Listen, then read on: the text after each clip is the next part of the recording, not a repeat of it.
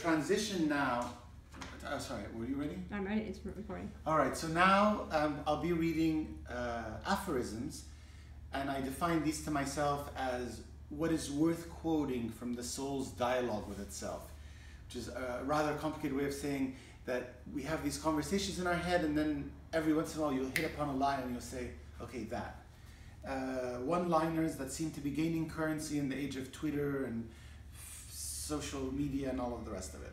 I've been writing these for some time. This is from a forthcoming collection titled Where Epics Fail. Aphorisms respect the wisdom of silence by disturbing it briefly.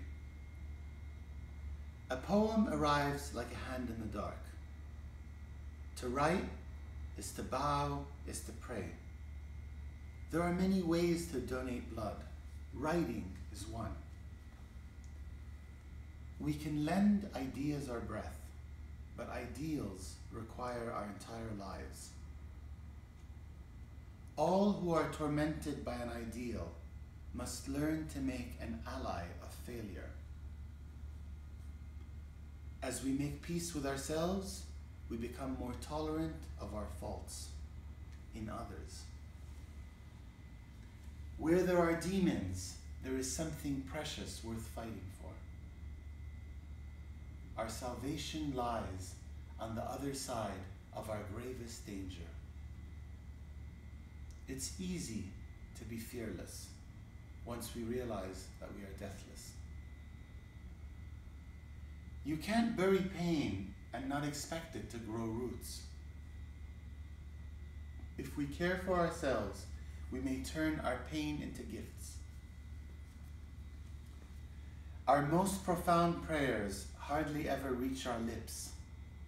They are made with our entire being. Trust in longing to sing itself. If we pay attention, we are ushered along our path in winks and nudges. If love were not always a step ahead, how would it ensure that we kept up the chase? One definition of success might be refining our appetites while deepening our hunger. To acquire a third eye, one cannot blink. The guardian of the riddle must speak in riddles. Poor rational mind, it would sooner accept a believable lie than an improbable truth. Poems are like bodies. A fraction of their power resides in their skin. The rest belongs to the spirit that swims through them.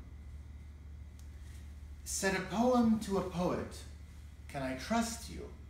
Is your heart pure to carry me? Are your hands clean to pass me on?" Unlike prose, poetry can keep its secrets. We steal from ourselves when we share an idea or a feeling before it has ripened. Why announce to the world your few good deeds when you hide your many bad ones, even from yourself? If we ask life for favors, we must be prepared to return them. To evolve means we've been listening.